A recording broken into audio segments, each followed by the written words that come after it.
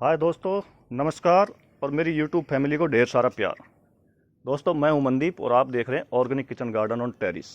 मेरे YouTube channel पर आपका बहुत बहुत स्वागत है और उम्मीद करता हूं कि आपको मेरे द्वारा बनाए गए वीडियो पसंद आ रहे होंगे और पसंद आने के साथ आप उन्हें लाइक करते हुए शेयर भी कर रहे होंगे और साथ में मेरे चैनल को सब्सक्राइब करना ना भूलें दोस्तों। और सब्सक्राइब करने के साथ साथ एक छोटा सा काम और कर लें कि बेल आइकॉन को आप प्रेस कर लें, ताकि इससे जो भी मैं लेटेस्ट वीडियो डालूंगा वो उसकी नोटिफिकेशन आपको तुरंत प्रभाव से मिल जाया करेगी।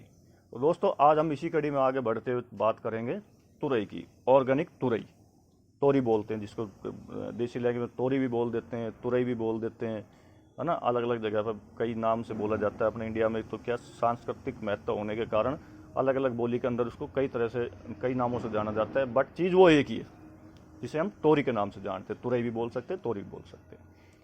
तो प्योर ऑर्गेनिक तोरी उगाने के लिए मैं आपको बताऊंगा कि मेरे टेरिस गार्डन के अंदर एक तरह से बम्पर पैदावार हो रही है तुरई की, और हम लोग इसकी बार बार हार्वेस्टिंग भी करते रहते हैं।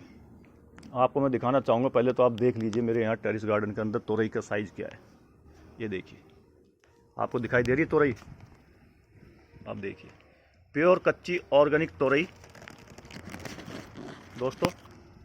ये देखिए, यहाँ से शुरुआत है, बट ये शुरू यहाँ से है। ये तो इसका तना है ना।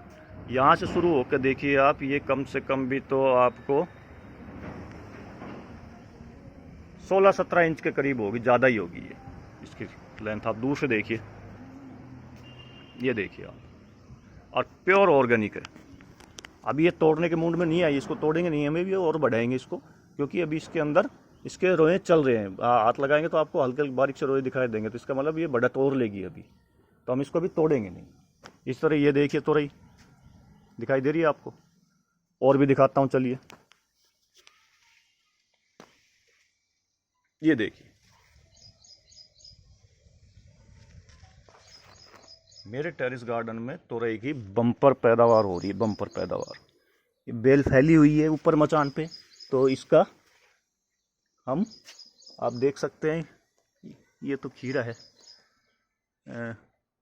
यहाँ पर भी है।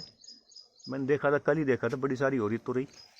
ये गिलहरी खा गई, चलो गिलहरी किस्मत थी, खा गई। एक एक ये लग रही छोटी, देखो आप, दिखाई दी, ये लग रही इसके साथ ही, है ना। और भी इस तरह की ऊपर की साइड में मचान के ऊपर काफ़ी लगी हुई है। दोस्तों, बने रहिएगा, जुड़े रहिएगा, साथ चलिएगा। वीडियो बहुत ही मज़ेदार होने वाला है। मैं आपको इसके बारे में पूरी जानकारी बताऊँगा। ये खरबूजे लग रहे हैं सर, देख रहे हैं आप, छोटे छोटे। अगस्त महीने के अंदर भी, अगस्त ख़त्म होने वाला है, अगस्त महीने में भी खरबूजे लगे हुए हैं। सितंबर शुरू हो जाएगा कल से।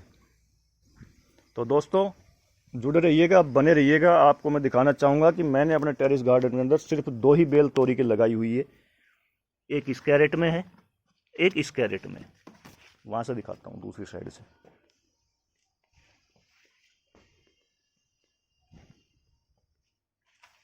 देखिए, एक बेल ये है तोरई की, दिखाई दे रही होगी आपको, है ना। और एक बेल ये है तोरई की, वो जो जा रही है आगे की साइड में, वो वाली। ये तो आर्या की बेल है जो आई हुई है, वहाँ से चल के चढ़ रही है ऊपर। एक बेल वो है, सामने दिखाई दे रही है ना आपको, जो ये देखिए।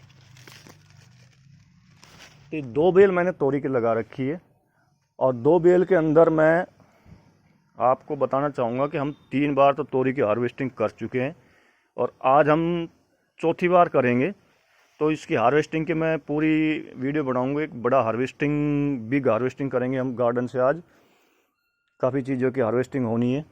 भिंडियाँ भी देखो दोबारा होगी तैयार, कितनी बड़ी बड़ी हो रही है ना। तो हम इसकी बिग हार्वेस्टिंग आज करेंगे। वो वीडियो को आप देखना ज़रूर, इसको स्किप करके मत देखना, ना इसे स्किप करके देखना, ना उसे देखना, है ना। उसको आप बिल्कुल पूरा देखना। बिग हार्वेस्टिंग का वीडियो जो मैं डालूंगा आज करेंगे, देखते हैं आज करते हैं, कल करते हैं, तो उसके हिसाब से डालेंगे। तो आ जाते हैं मेन मुद्दे पे दोस्तों। तोरी की बेल को हमने सिर्फ 2 बेल लगाई है, 2 बेलों में हमें इतनी ज़्यादा तोरियाँ मिल रही है। तो दोस्तों, इसको लगाने का कोई सीक्रेट नहीं है, लगाने की कोई विधि जैसे कहते हैं कि भाई कोई गुप्त विधि हो, कोई ये हो वो नहीं, ऐसा नथिंग एल्स कुछ नहीं है। आप भी अपने टेरिस गार्डन में, या आप भी के पास भी ज़मीन है, या आपके पास बालकनी है, तो बालकनी के अंदर भी आप गमले के अंदर लगा सकते हैं। मैंने एक कैरेट में लगाई हुई है, आप देखिए कैरेट के अंदर कितनी बढ़िया चल रही है और कितनी बढ़िया फ्लावरिंग के साथ फ्रूटिंग दे रही है। तो इसमें मैं मिट्टी का तैयार करने का वही मेरा फार्मूला है, वही एजेंडा है जो मैं पहले आपको बता चुका हूँ कि मैं 50% मिट्टी लेता हूँ, 10% इसके अंदर मैं बजरी मिला देता हूँ और 10% इसके अंदर पत्तों का खाद होता है, बाकी 30% में इसके अंदर गोबर का खाद होता है। गोबर चाहे गाय का हो चाहे भैंस का हो, बकरी का मिल जाए तो बहुत ही अच्छा है, बकरी के अंदर न्यूट्रिशन बहुत ज़्यादा होता है। ठीक है दोस्तों, और वो खाद ताज़ा नहीं होना चाहिए, खाद कम से कम भी तो आपको 1 साल, कम से कम 1 साल पुराना होना चाहिए। 2 या ढाई 3 साल का पुराना मिल जाए तो फुली डिकम्पोज होता है, उसकी तो बराबरी हो ही नहीं सकती, है ना। तो ये मिट्टी तैयार करने के बाद मैंने बीज लगाया इसके अंदर। बीज लगाने के बाद आपके सामने देख लो बेल किस तरह फैली हुई है, पूरे उसके अंदर भरपूर मेरे को तुरई मिल रही है। तो दोस्तों ये तो था मेरा लगाने का तरीका। अब इसके अंदर मैंने क्या काम किया, बाद में बारिश तेज़ होने लग रही थी, तो बारिश तेज़ हो रही थी तो जुड़ी हुई बात थी, जो इसके अंदर हमने खाद वगैरह मिक्स करके जो सोयल तैयार की थी, तो ड्रेनेज सिस्टम बढ़िया होने की वजह से ड्रेनेज सिस्टम गमलों के अंदर बढ़िया रखना पड़ता है हमें, क्योंकि अगर पानी भरा रहेगा तो सड़न गलन की, जड़ सड़न गलन की समस्या हो जाएगी, या फिर फ्रूटिंग के दौरान फ्रूट के गलने सड़ने की समस्या हो जाएगी।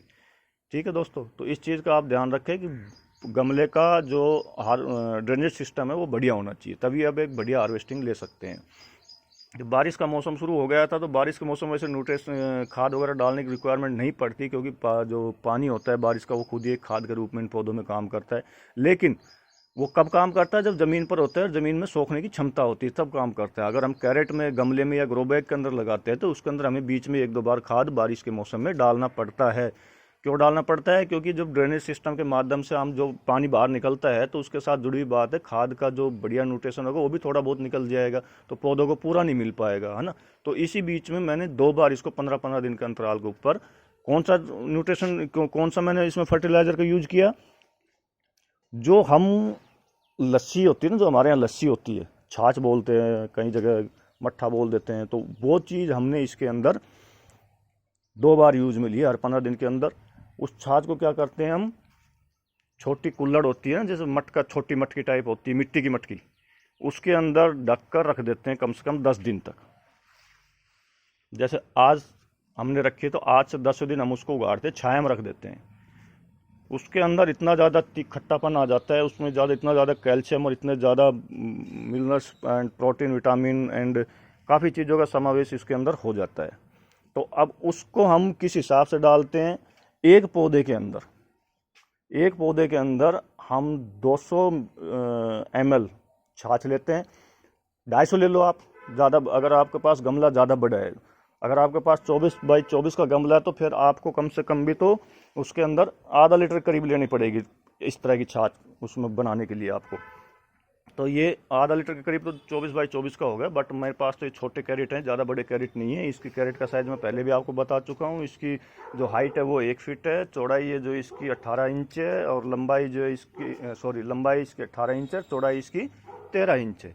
तो उस हिसाब से हमें मिट्टी का जो खाद का जो समावेश था उस हिसाब से देखते हुए हमें इसके अंदर 250 ml जो लस्सी होती है, जो 10 दिन की भिगोई छाया में रखी हुई होती है, उस 250 ml के अंदर हम 3 लीटर पानी मिला देते हैं, और वो इसके अंदर हर 15 दिन में, 10 से 15 दिन के बीच में एक बार इसके अंदर ये फर्टिलाइज़र हम इसके अंदर डाल देते हैं, जिससे इसकी ग्रोथ बनी रहती है। और हाँ, जब फ्लावरिंग आनी शुरू हुई थी तब हमने इसके अंदर क्या किया था, जो सरसों की खली होती है ना, सरसों की खली, उसको भिगो देते हैं हम। कोई कहता है 24 घंटे भिगो, कोई कहता है 48 घंटे भिगो, लेकिन मैं तो पूरा उसको 1 वीक छाया में भिगो के रखता हूँ। 1 वीक बाद उसमें तीक्ष्ण गंध आनी शुरू हो जाती है, और उसको फिर हम, जैसे हमने 100 ग्राम खली भिगोई है तो 100 ग्राम खली को हमें 10 लीटर पानी के अंदर मिलाना पड़ेगा, क्योंकि उसके अंदर बहुत ज़्यादा पावर होती है। और वो पावर को फिर अगर आप ज़्यादा डाल दोगे तो पेड़, जो पौधा है, वो झेल नहीं पाएगा उस पावर को, जलने की समस्या आ जाएगी पौधे की। ठीक है, पत्ते जल जाएंगे, या फ्लावरिंग लग रहे हो, फ्लावरिंग झड़ जाएंगे नीचे। तो उसमें आपको, आप अगर 100 ग्राम आपने सरसों खली ली है तो उसको डिकम्पोज होकर जब वो फर्टिलाइज़र तैयार हो जाता है, 1 सप्ताह रखता हूँ मैं तो, और 1 सप्ताह बाद जब वो तैयार हो जाता है तो तैयार होने के बाद उसको 10 लीटर पानी के बॉकेट में पूरा मिलाकर फिर मैं इनके अंदर 3-3 लीटर डाल देता हूँ। तो इसका नतीजा ये है कि आप देख सकते हैं कि किस तरह भर भर के मेरे गार्डन के अंदर तोरियाँ आ रही है, प्योर ऑर्गेनिक तोरी। बाजार से तो हम लेकर आते पेस्टिसाइड का होता है, बहुत ज़्यादा पेस्टिसाइड डाल के होता है। आबादी इतनी बढ़ गई हमारे देश की कि पूछो मत भैया। तो दोस्तों, आपको कैसा लगा मेरा वीडियो, ये ज़रूर बताना आपको मैंने इसमें लगाने का तरीका, किस तरह का फर्टिलाइज़र है, किस तरह से हम इसमें ग्रोथ करते हैं और कब डालते हैं, इसको मैंने आपको वर्बली तौर पर बताया है। तो दोस्तों बने रहिएगा, जुड़े रहिएगा, स्वस्थ रहिएगा, मस्त रहिएगा। फिर मिलते हैं नेक्स्ट वीडियो के अंदर। तब तक के लिए आप सबको बाय, जय हिंद दोस्तों।